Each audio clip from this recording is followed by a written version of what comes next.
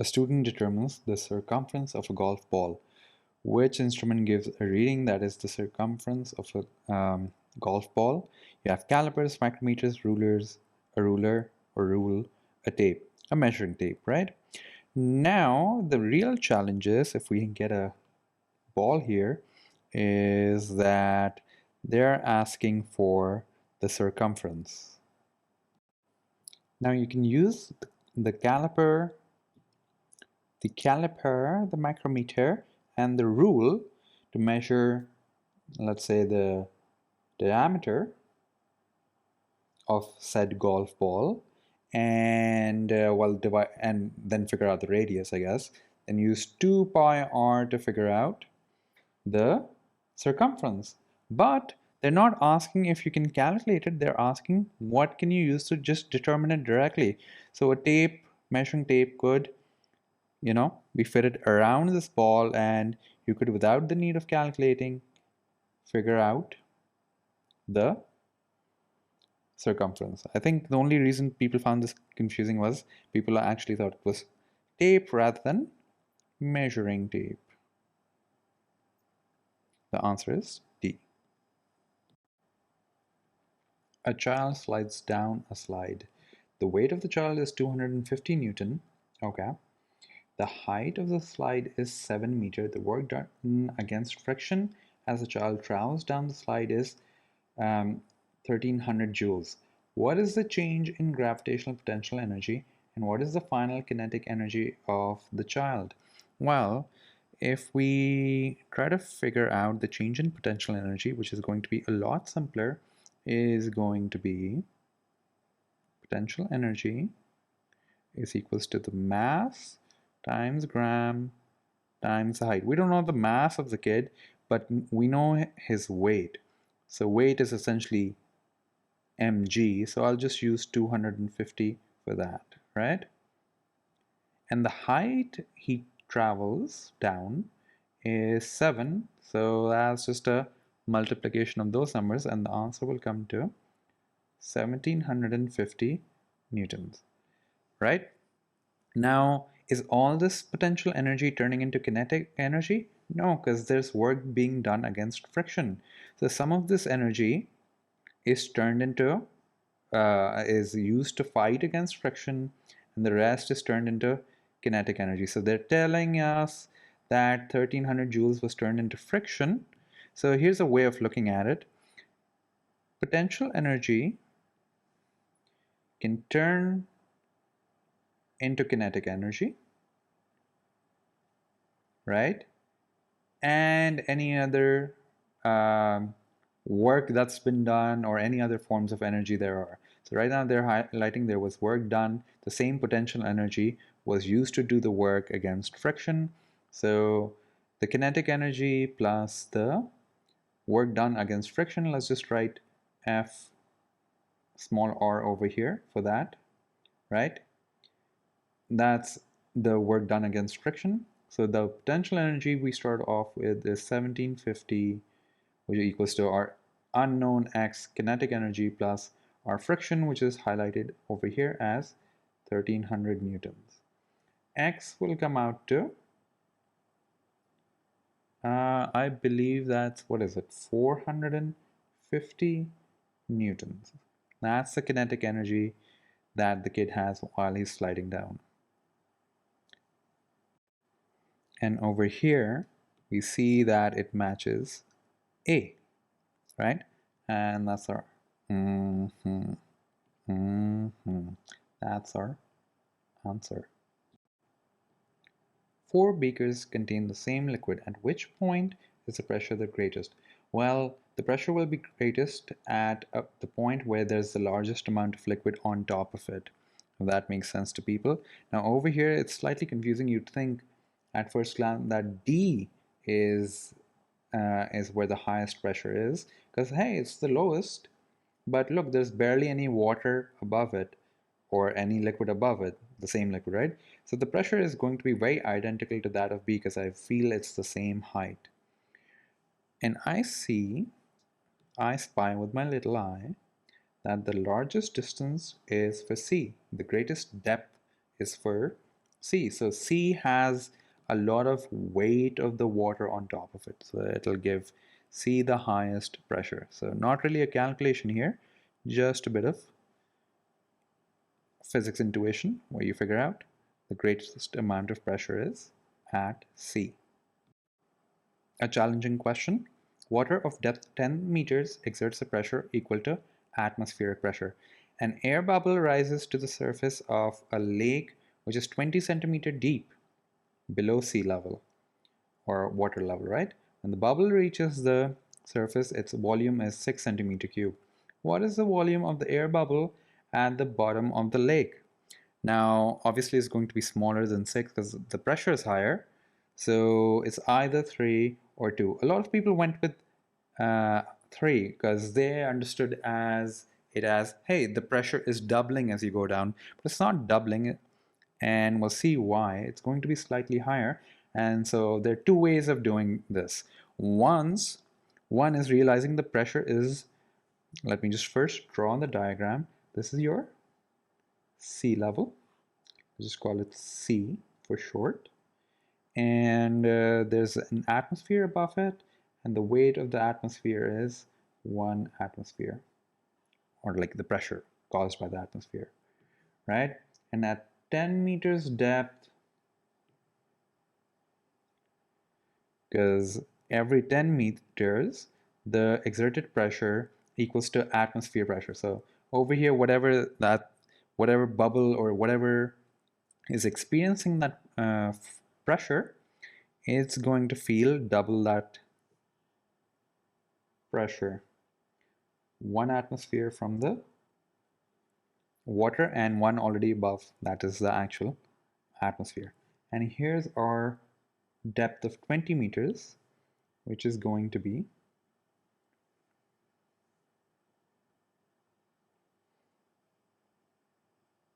another atmosphere. So over here, you're actually experiencing, at this depth, you're actually experiencing 3 atmospheres worth of pressure, right?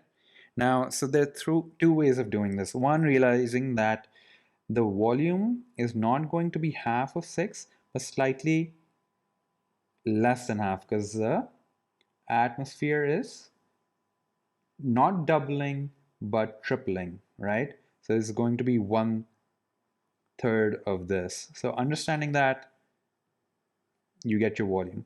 The other way, the more fun way, I wouldn't call it fun way, is to figure out that pressure is inversely proportional to volume.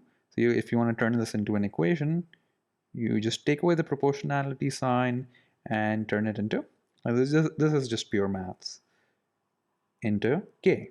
You already have your answer if you're like, witty about it, but I'm also proving it to you that it's 2 centimeter. So pressure currently for the ball at surface level is 1 atmosphere, and K is our constant, which we need to find out for our calculation, and volume over here is 6.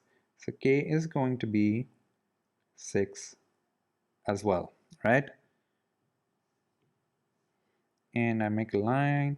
Okay, I'll rewrite the equation, but this time around I'm talking about the pressure at this depth, not at the sea level or not at the surface of the water. So rewriting the same equation, we know the pressure is going to be 3 times the amount, or 3 atmospheres.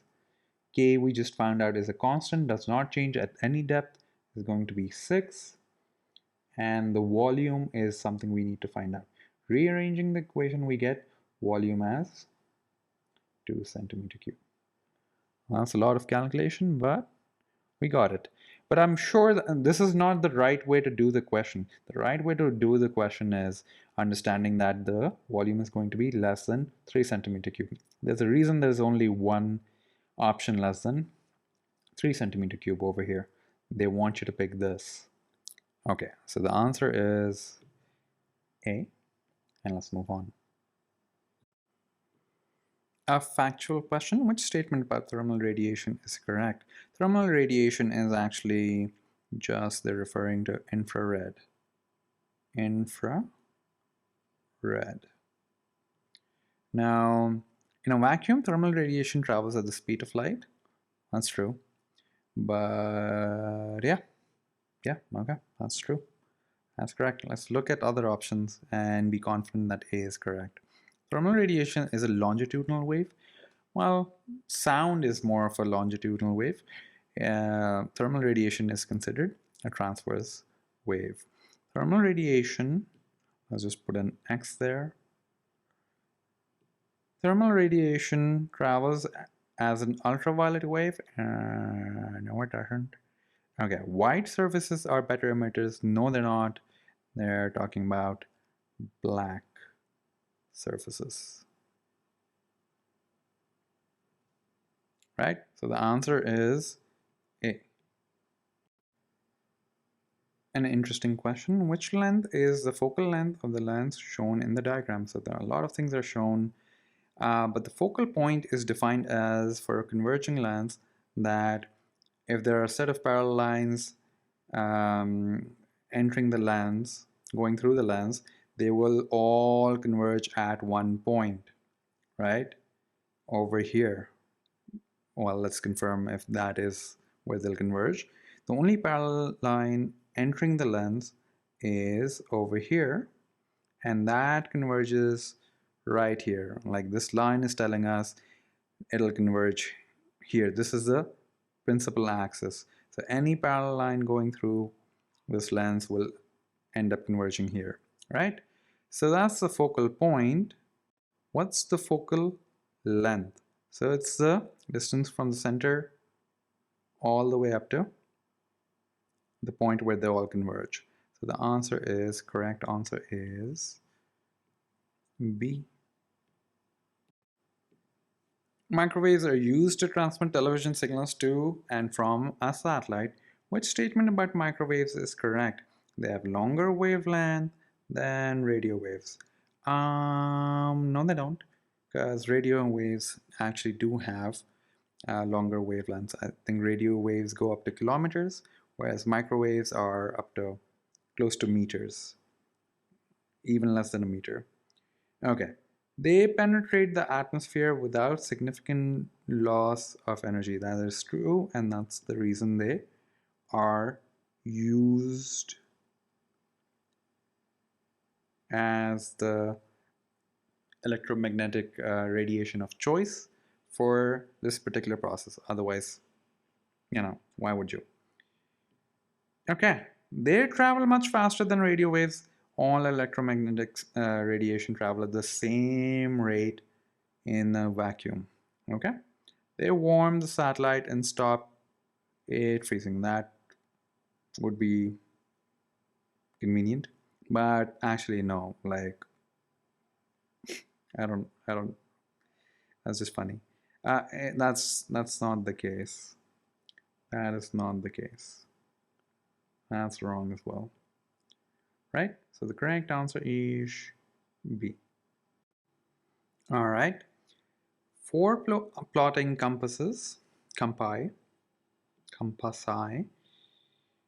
are placed near bar magnets.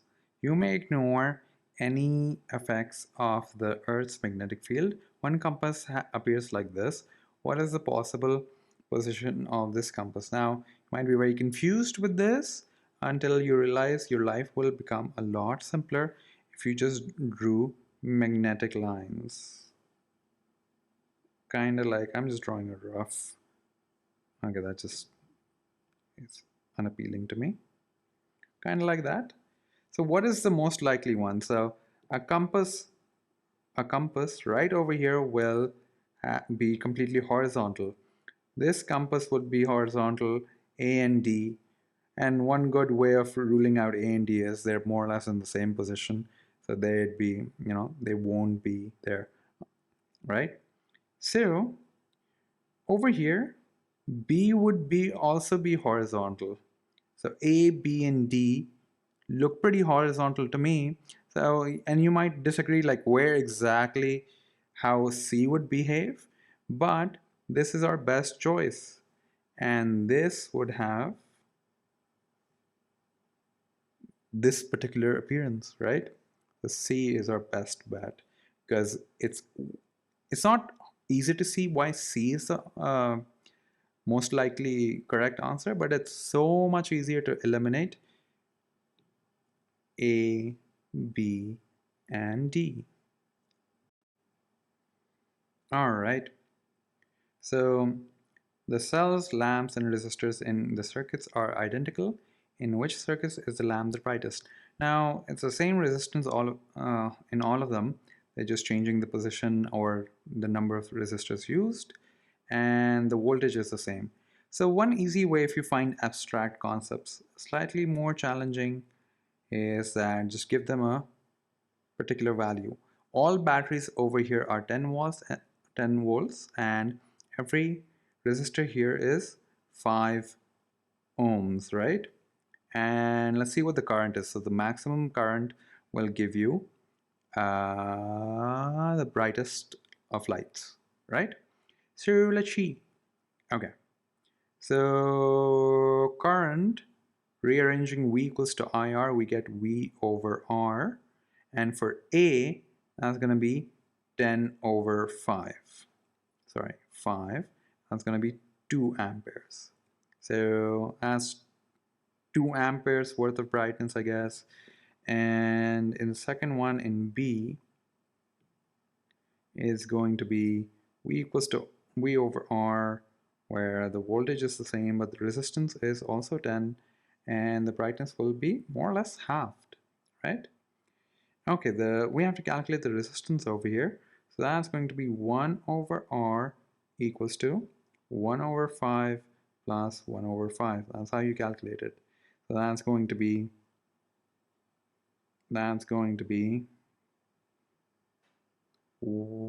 5 over 2, or 1 over, sorry, R, I'll just flip it, right? I'm just gonna flip it.